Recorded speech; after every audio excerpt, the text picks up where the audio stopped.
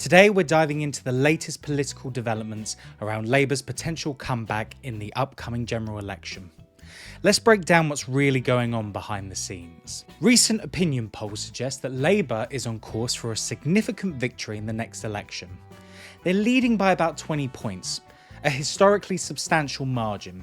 This kind of deficit so close to an election has rarely been overcome in British politics. Labour's support base is diverse and growing across age groups.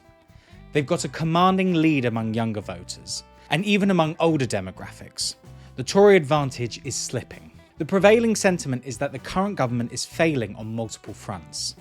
NHS crisis, environmental issues, stagnant wages, and rising living costs. Many see Labour as the only viable alternative, despite some scepticism about their leadership. Here's where it gets interesting. Despite the rosy poll numbers, Labour insiders are acutely aware of the economic mess they're likely to inherit if they win.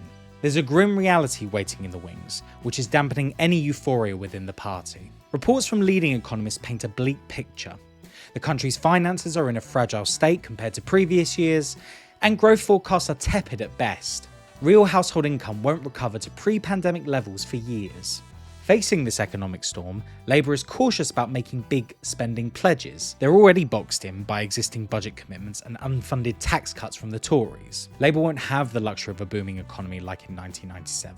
They'll be under pressure to navigate a complex fiscal landscape and potentially implement unpopular measures to stabilise the economy. Labour's traditional allies, the trade unions, will demand meaningful change.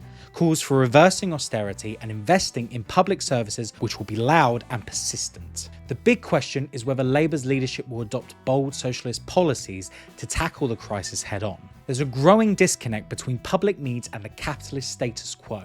So while the polls look promising for Labour, the road ahead is treacherous.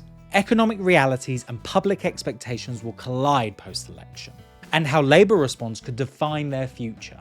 To read the full article, please head to our website www.lefthorizons.com. And if you're new here and you like this content and you want to see more, including interviews, podcasts, and to be kept up to date with all the socialist news, subscribe to the YouTube channel, hit the notification bell, and we'll see you next time.